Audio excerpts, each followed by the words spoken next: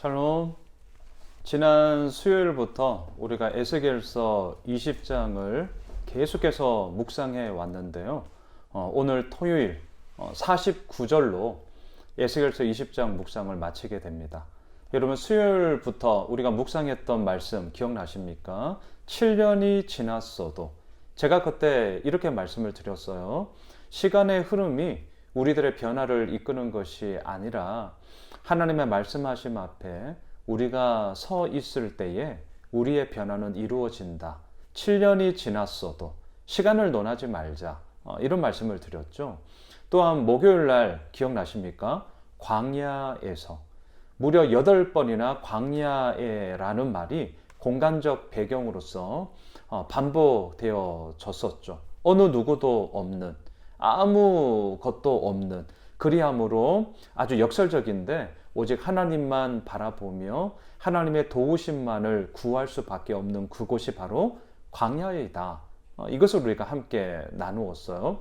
그리고 어제 우리가 무엇을 나누었습니까? 바마라는 단어 썼죠.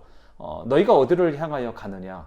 방향에 대한 부분을 우리가 함께 나누었습니다. 속도보다 중요한 것은 방향이다. 이건 믿지 않는 세상의 사람들도 다 알고 있는 지극히 상식적인 이야기인데요.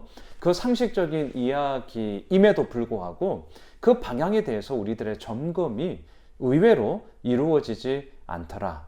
이 부분을 우리가 어제까지 함께 나누었습니다. 자, 7년이 지났어도 광야에서 또한 속도보다 중요한 것은 방향이다. 바마. 이 단어의 흐름 속에서 하나님의 마음은 온전하게 살지 못하는 이스라엘 백성들을 향한 하나님의 징계와 심판이었잖아요. 자, 이 정도 하나님께서 말씀을 하셨다면 어떨까요? 좀 들어야 할 것 아닙니까? 정말 그렇구나. 우리의 삶의 모든 모습들을 한번 돌아봐야 하는 것 아니겠어요? 자, 그런데 오늘 에스겔 20장을 마무리하면서 제가 말씀의 제목을 이렇게 한번 정해 보았습니다. 비유로 말하는 자. 너무 슬픈 말이에요. 자, 비유로 말하는 자. 먼저 20장의 마지막 결론부터 한번 보시죠. 49절 가보십시오. 내가 이르되 아하 주 여호와여, 그들이 나를 가리켜 말하기를 그는 비유로 말하는 자가 아니냐 하나이다 하니라. 지금 에스겔이 하나님을 향하여서 얘기합니다. 아하 주 여호와여. 아하, 이 말은 너무나도 슬프고 참 쓸쓸한 그러한 마음의 울적함을 나타내는 감탄사죠. 아하 주 여호와여, 그들이 나를 가리켜. 지금 바벨론 포로로 끌려왔던 이스라엘 백성들, 장로들을 위시하여 무수히 많은 자들이 에스겔이 나를 일으켜 이렇게 얘기합니다. 하나님, 그는 에스겔은 비유로 말하는 자가 아니냐. 무슨 말입니까? 사실이 아니라 그저 비유로 말하는 자야. 고로 어떻게 하겠다는 거예요?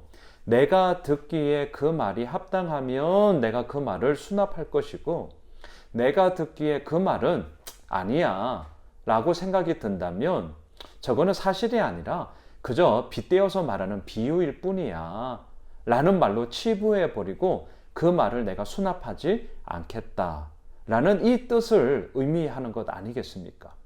에스겔은요, 물론 비유의 말씀으로도 하나님의 징계의 이야기를 말했죠.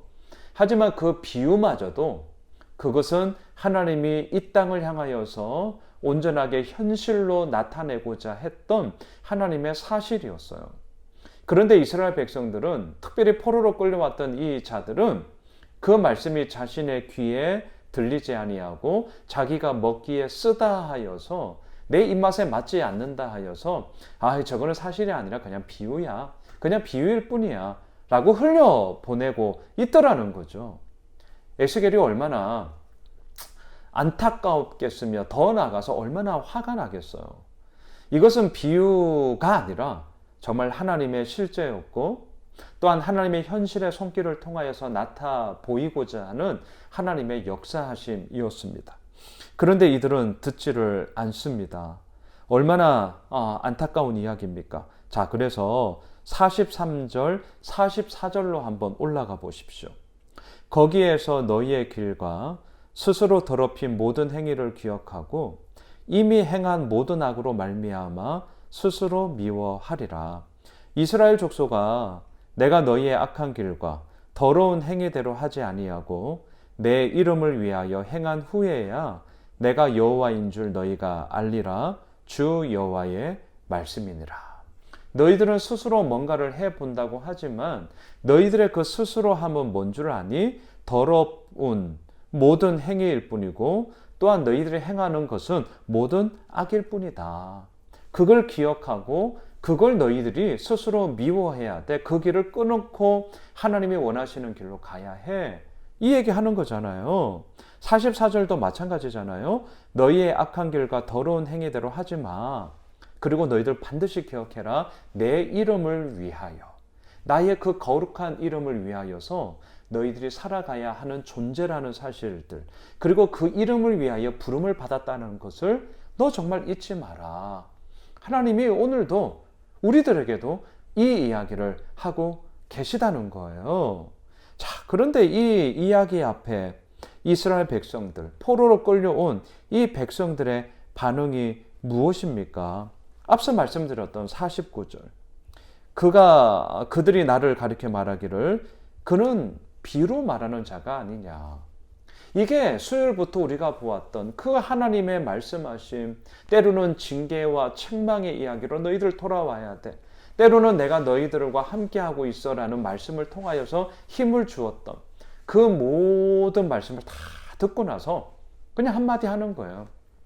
아, 이건 사실이 아니라 그냥 비유일 뿐이야. 에스겔 저 사람은 그냥 비유로 말하는 자야. 우리에게 덕될 게 없어. 우리의 현실에 아무런 힘이 없어. 그리고 끝나 버리는 거죠. 너무나 안타까운 이야기고요. 너무나 슬픈 이야기입니다. 여러분, 우리는 어떻습니까?